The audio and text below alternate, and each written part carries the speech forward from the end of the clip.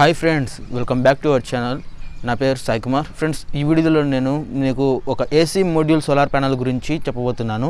అంటే అసలు AC module solar panel అంటే ఏంటి, అసలు దీని ప్రైస్ ఎలా ఉంటుంది, అసలు ఇది ఎక్కడ యూజ్ చేయాలి, ఎలా యూజ్ చేయాలి, అలాగే ఇది మనం కొనొచ్చా లేదా, టోటల్గా మనము ఏసీ మోడ్యూల్ సోలార్ ప్యానల్ కొనే వాళ్ళకైతే ఫుల్ ఎక్స్పర్ట్ గైడ్ అయితే నేను ఈ వీడియో అయితే ఇవ్వబోతున్నాను. వీడియో స్టార్ట్ చేసే ముందు నా చిన్న రిక్వెస్ట్ ఏంటంటే మీరు ఈ వీడియోని లాస్ట్ వరకు చూస్తేనే మీకు టోటల్గా అర్థమవుతుంది. సో మధ్యలో చూసి వెళ్ళిపోతే మీకు ఏమీ అర్థం కాకపోవచ్చు. అలాగే మీరు ఇంతవరకు మన ఛానల్ సబ్స్క్రైబ్ చేసుకోకుండా చూసినట్లయితే సబ్స్క్రైబ్ చేసి పక్కనే బెల్ ఐకాన్ కూడా యాక్టివేట్ చేసుకోండి. అప్పుడే నేను ఏమైనా వీడియో అప్లోడ్ చేసి మీకు నోటిఫికేషన్ ద్వారా మిస్ అవ్వకుండా చూడగలరు. ఓకే, వీడియోని అయితే ఇంకా స్టార్ట్ చేసేద్దాం. ఫ్రెండ్స్, ముందుగా మనము ఈ ఏసీ మోడ్యూల్ సోలార్ ప్యానల్ గురించి తెలుసుకునే ముందు దీని ఫిజికల్ ఓవర్ వ్యూ చూద్దాం. అంటే ఇది ఎలా ఉంటుంది, మనం చూడటానికి ఎలా ఉంటుందో తెలుసుకున్న తర్వాత మిగతావి అయితే తెలుసుకుందాం. ఫ్రెండ్స్, ముందుగా ఈ AC module solar panel front side చూసుకున్నట్లయితే మనకు తెలిసిందే కదా, సోలార్ ప్యానల్స్ సెల్స్ అయితే ఉంటాయి. వీటిని మనం ఏమంటామంటే మోనోపర్క్ సెల్స్ అని అయితే అంటాం. ఇవి మనకు జర్మనీలో అయితే తయారవుతాయి. బట్ టోటల్గా మనకు సోలార్ ప్యానల్ వరకు మాత్రం మనకు ఇండియాలో అయితే తయారవుతుంది. ఓన్లీ సెల్స్, మోనోపర్క్ సెల్స్ మాత్రమే జర్మనీలో తయారవుతాయి. మిగతా మొత్తం ఉండే దానికి ఉండే ఆ మెటల్ కానివ్వండి, మొత్తము గ్లాస్ కానివ్వండి, దాని మీద ఉండే ప్రతి ఒక్కటి అయితే ఇండియాలో అయితే తయారవుతుంది. అలాగే ఈ ప్యానల్ బ్యాక్ సైడ్ చూసుకున్నట్లయితే మనకు ఒక జంక్షన్ బాక్స్ ఉంటుంది, అలాగే డీసీ వైర్ ఉంటుంది. దీనికి కనెక్ట్ చేస్తూ మనకు ఒక మైక్రో ఇన్వర్టర్, అలాగే దీంతో పాటుగా మనకు వారంటీ కార్డు కానీ, టెక్నికల్ రిపోర్ట్ కానివ్వండి, అలాగే మనకు దీనికి సంబంధించిన ఎంత అవుట్పుట్ ఇస్తుంది టోటల్గా అయితే మెన్షన్ చేసి ఉంటాయి బ్యాక్ సైడ్లో చూస్తే.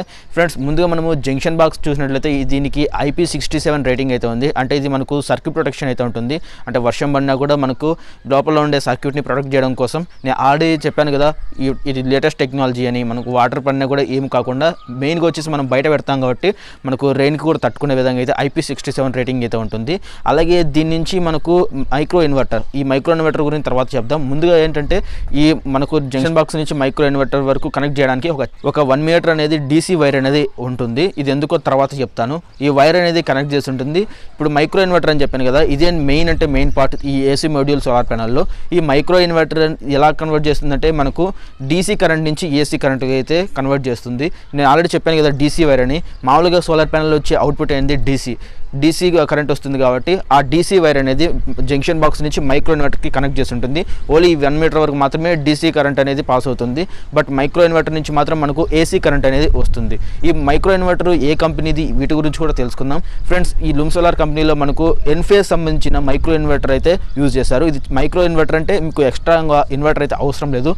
డైరెక్ట్గా మనకు వచ్చేసి అవుట్పుటే ఏసీ కరెంట్ అయితే వస్తుంది. ఈ మైక్రో ఇన్వర్టర్లో కూడా మనకు మెన్షన్ చేస్తుంది ఎంత మనకు ఏసీ కరెంట్ ఎంత వస్తుంది, వోల్టేజ్ మొత్తం అయితే మీకు చూపిస్తుంది. ఇక్కడ మీకు స్క్రీన్ మీద అయితే చూడొచ్చు.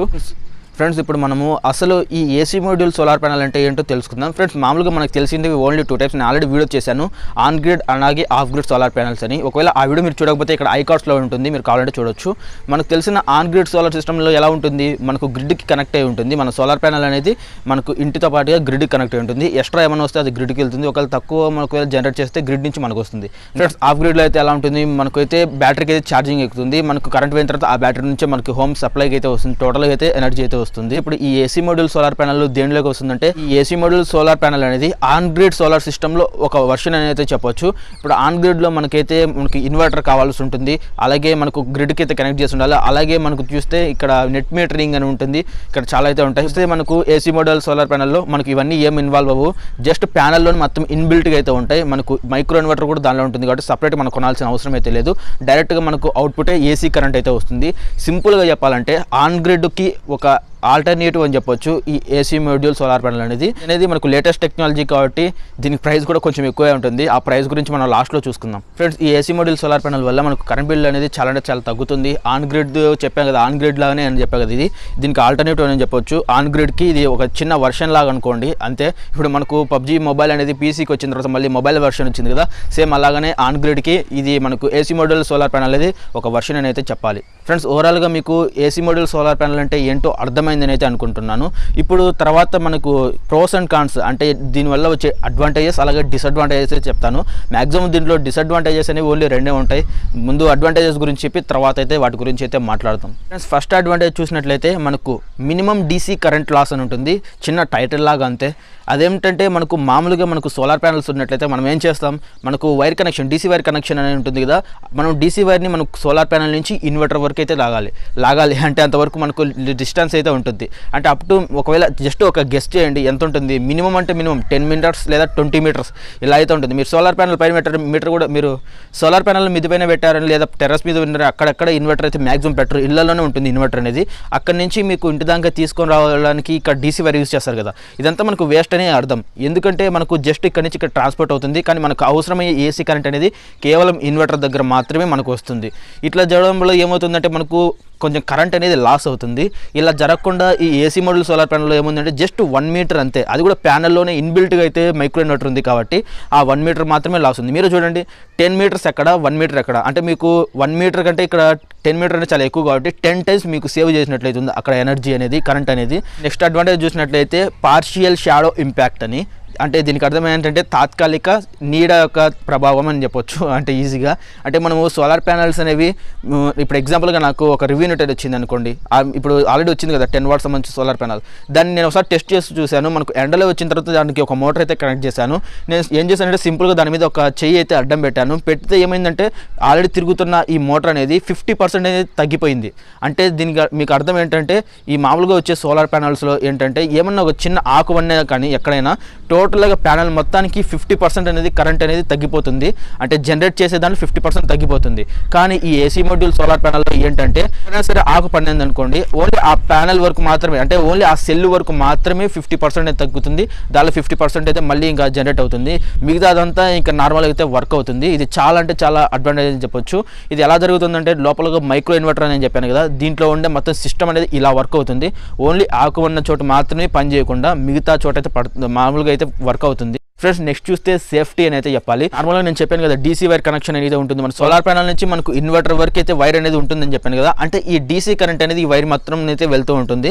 ఓన్లీ మనకు ఎక్కడ కన్వర్ట్ అవుతుంది, ఓన్లీ మన దగ్గర ఉండే ఈ ఇన్వర్టర్ దగ్గర మాత్రమే. దీనివల్ల ఏంటంటే షార్ట్ సర్క్యూట్ అయ్యే ఛాన్స్ అయితే ఉంటుంది కరెక్ట్గా ఆ ఇన్వర్టర్ దగ్గర కాబట్టి, మనం ఇంట్లో పెట్టుంటాం అది కూడా కాబట్టి మ్యాక్సిమం ఛాన్సెస్ అయితే ఉంటాయి ఇక్కడ షార్ట్ సర్క్యూట్ అయ్యే ఛాన్సెస్ ఉంటాయి. మరీ ఎక్కువ ఉండకపోవచ్చు, మీరు యూజ్ చేసే ఇన్వర్టర్స్ బట్టి అయితే ఉంటుంది. అంటే ఇక్కడ ఏసీ మోడల్ సోలార్ ప్యానల్స్లో ఎక్కడ ఉంటుందంటే కన్వర్షనే మనకు ఆల్రెడీ ఏసీ కరెంటే వస్తుంది కాబట్టి ఎటువంటి ప్రాబ్లం అయితే ఉండదు. కన్వర్షన్ కూడా ఎక్కడ జరుగుతుంది, సోలార్ ప్యానల్ వెనకనే ఉంటుంది కాబట్టి మైక్రో ఇన్వర్టర్. ఒకవేళ మీకు షార్ట్ సర్క్యూట్ అయింది అనిపించినా కూడా ప్యానల్ వర్క్ పైన, అంటే మీరు ఇంట్లో అయితే బెటర్ కదా, ఎక్కడో బయట పెడతారు కదా, మీకు సేఫ్టీ అనేది మ్యాక్సిమం సేఫ్టీ అనేది ఉంటుంది బ్యాక్ సైడ్లో పెట్టడం వల్ల. నెక్స్ట్ అడ్వాంటేజ్ చూస్తే నెట్ మీటరింగ్ ఆప్షనల్ అని అయితే చెప్పొచ్చు. ఇక్కడ ఆప్షనల్ అంటే మీకు అర్థమవుతుంది కదా, నార్మల్గా మనం ఆన్ గ్రిడ్ సోలార్ ప్యానల్స్ ఈ సిస్టమ్ మొత్తంలో ఏంటంటే ఖచ్చితంగా మన నెట్ మీటరింగ్ అనేది ఉండాలి. ఎందుకంటే మనకు ఇంటి నుంచి ఎక్స్పోర్ట్ అంటే మనకు ఎక్స్ట్రాగా జనరేట్ చేసిన ఎనర్జీ అనేది ఎలక్ట్రిసిటీ అనేది గ్రిడ్కి ఎంత వెళ్తుంది అనేది క్యాల్కులేట్ అవ్వాలి. అలాగే మనకు సరిపోలేదు జనరేట్ కంటే తక్కువైంది అనుకోండి, మనకి ఇంటికి సరిపోయే దానికంటే కొంచెం తక్కువైంది అనుకోండి, గ్రిడ్ నుంచి మనకు కావాలి అది ఎంత ఇంపోర్ట్ అయింది టోటల్గా ఇదంతా ఒక నెట్ మీటరింగ్ లైన్ అయితే రాసు, అదే మీటర్ లాగైతే ఉంటుంది. అది జస్ట్ మనకు మామూలుగా ఉండే మీటర్ లాగానే ఇది కూడా నెట్ మీటరింగ్ అని అయితే అంటారు. మనం ఇంట్లో యూజ్ చేసుకుంటాం కాబట్టి ఇటు నెట్ మీటరింగ్ అనేది మనకు కావాలంటే పెట్టుకోవచ్చు, ఎంత వస్తుంది అంతే కానివ్వండి, మనకి అవసరం అనేది ఉండదు. ఫ్రెండ్స్ నెక్స్ట్ అడ్వాంటేజ్ చూసినట్లయితే ఎక్స్పాండబుల్ అని చెప్పొచ్చు. అంటే ఇప్పుడు మనకు ఒక సోలార్ ప్యానల్ పెట్టిన తర్వాత ఇంకో సోలార్ ప్యానల్కి కనెక్ట్ చేయడం కానీ ఇది చాలా అంటే చాలా బాగుంటుంది. ఇప్పుడు ఒక సోలార్ ప్యానల్ మీరు మామూలుగా పెట్టారు, కొన్ని రోజుల తర్వాత మీకు ఇది సరిపోవడం లేదు, ఒక సోలార్ ప్యానల్తో మీకు ఇంట్లో మొత్తం అయితే సరిపోవడం లేదనుకోండి, ఇంకా ఎనర్జీ కావాలనుకున్నప్పుడు ఇంకో సోలార్ ప్యానల్ పెట్టుకోవచ్చు. ఇంకో సోలార్ ప్యానల్ ఇలా అయితే మనకు ఎక్స్పాండ్ చేసుకుంటూ ఉండడం వల్ల మీకు ఏంటంటే ఇది ఒక మంచి ఫీచర్ అని చెప్పొచ్చు. మనకు 1 కిలోవాట్ సరిపోలేదు అనుకోండి ఒక సోలార్ ప్యానల్, ఇంకో 1 కిలోవాట్, ఇంకో 1 కిలోవాట్, అలాగే ఎన్ని కావాలంటే అన్ని ఎక్స్పాండ్ అయితే చేయొచ్చు. ఇది కొంచెం మంచి అడ్వాంటేజ్ చెప్పొచ్చు, కాబట్టి ఇది అందరికీ తెలిసిందే అని అయితే సింపుల్గా చెప్తారు అందరూ. అడ్వాంటేజ్ చూస్తే ప్యానల్ లెవెల్ పర్ఫార్మెన్స్ మానిటరింగ్ అని అయితే చెప్పొచ్చు. అంటే ఇది ఎలా ఉంటుందంటే ప్యానల్ టు ప్యానల్ ఏది ఎంత జనరేట్ చేస్తుంది, ఏది ఎక్కడ సరిగ్గా జనరేట్ చేయడం లేదు. అంటే ఒక ప్యానల్ని ఒక స్క్వేర్ షేప్లో తీసుకున్నారు అనుకోండి, అలా 2-3 తీసుకోండి. ఒక ప్యానల్లో మనకు సెల్స్ అనేవి ఉంటాయి కదా, ఏసీలు ఎంత చేస్తుంది సహా ఏ ప్యానల్ ఎంత టోటల్గా మనకు జనరేట్ చేస్తుంది కూడా సింపుల్గా అయితే తెలుసుకోవచ్చు. కాకపోతే ఇది ఎలా తెలుసుకోవాలని మీకు డౌట్ వస్తే నాకు కింద కామెంట్ చేయండి, నెక్స్ట్ వీడియో అయితే నేను చేయడానికి అయితే ట్రై చేస్తాను. నెక్స్ట్ చూస్తే వ్యారంటీ. ఇది వ్యారంటీ లేకుండా మనం ఏదైనా ప్రోడక్ట్ కొంటుంటే ఇటువంటి ప్రోడక్ట్స్ అయితే ఖచ్చితంగా వేస్ట్ అని అయితే చెప్పాలి. బట్ మనకు ఈ సోలార్ ప్యానల్లో లూమ్ సోలార్ కంపెనీ మనకి ఏంటంటే ఈ ఏసీ మోడ్యూల్ సోలార్ ప్యానల్కి మనకు 25 years వ్యారంటీ అయితే వస్తుంది. దీని పక్కన ఉంచండి. నార్మల్గా మనం సోలార్ ప్యానల్ కొంటే ఈ లూమ్ సోలార్ కంపెనీ అయినా సరే 25 years వారంటీ అయితే వస్తుంది. మనం మళ్ళీ ఇన్వర్టర్ కొనాలి. ఇన్వర్టర్కి మ్యాక్సిమం ఎలా ఉంటుంది, అప్ టు ఒక 5 years అలా అయితే ఉండొచ్చు.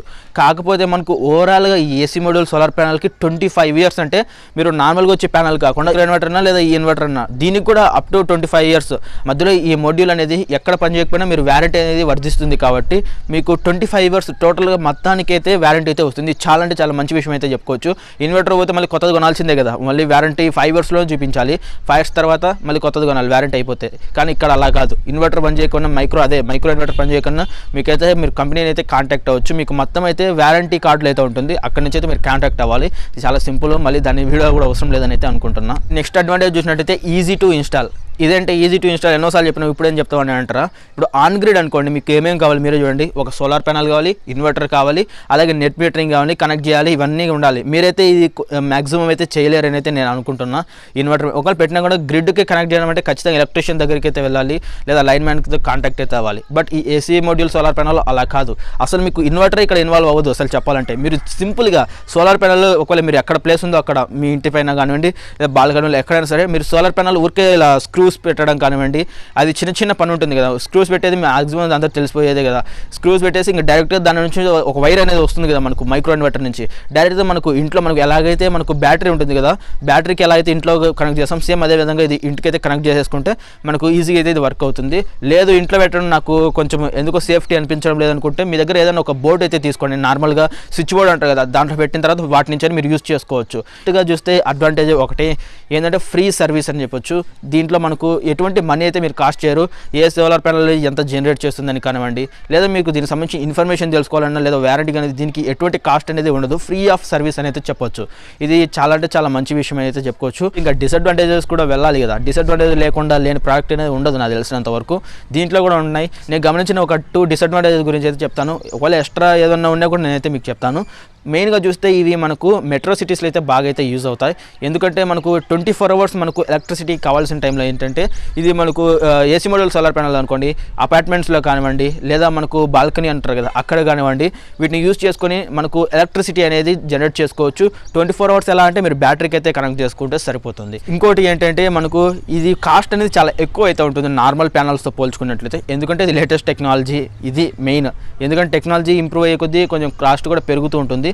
కోర్స్ కొన్ని రోజుల తర్వాత ఇది ఓల్డ్ టెక్నాలజీ ఏదైనా సరే కొంచెం తగ్గే ఛాన్స్ ఉంది అంతే. కానివ్వండి ఇప్పుడు ఎగ్జాంపుల్గా మోనోక్రిస్టల్ సోలార్ ప్యానల్ అలాగే పాలీక్రిస్టల్ సోలార్ ప్యానల్. ఇప్పుడు మనకి ఏంటంటే మోనోక్రిస్టల్ సోలార్ ప్యానల్ కొంచెం హై రేట్ ఉంటుంది, పాలీక్రిస్టల్ సోలార్ ప్యానల్ కొంచెం తక్కువ రేట్ అయితే ఉంటుంది. ఎందుకంటే మోనోక్రిస్టల్ సోలార్ ప్యానల్ అనేది లేటెస్ట్ టెక్నాలజీ, పాలీక్రిస్టల్ సోలార్ ప్యానల్ అనేది మనకు కొంచెం ఓల్డ్ టెక్నాలజీ. దీనివల్ల అయితే ఇలా అయితే జరుగుతుంది ప్రైస్ అనేది. ఇప్పుడు ఏసీ మోడల్ సోలార్ ప్యానల్ ఇప్పుడైతే కొంచెం హై ప్రైస్ అయితే ఉంటుంది. అయినా పర్లేదు, మనకు ఈ ఇన్వర్టర్ అంతా నాకు తలకాయ నొప్పి, డైరెక్ట్గా ఏసీ మోడల్ సోలార్ ప్యానల్ ఉంటే డైరెక్ట్గా ఇంట్లో పెట్టుకోవచ్చు కదా అనుకునే వాళ్ళైతే మీరు ఖచ్చితంగా అయితే పర్చేస్ చేయొచ్చు. ఇక ఫైనల్ అయితే ప్రైస్ విషయానికి వెళ్ళిపోదాం. ఎందుకంటే హై ప్రైస్ అని చెప్పాను కదా, ప్రైస్ కూడా ఎంతో తెలియాలి ఫ్రెండ్స్. మెయిన్గా ఇది ఒకసారి 375 watts మంచి solar panel, AC module solar panel ఎంత ప్రైస్ ఉంటుందంటే 28,000 వరకు అయితే ఉంటుంది. అప్ టు చేంజ్ అయ్యే ఛాన్సెస్ కూడా ఉన్నాయి. నేను కింద డిస్క్రిప్షన్ లింక్స్ అయితే ఇస్తాను, మీరు కావాలంటే పర్చేస్ చేయండి, లేదంటే లేదు.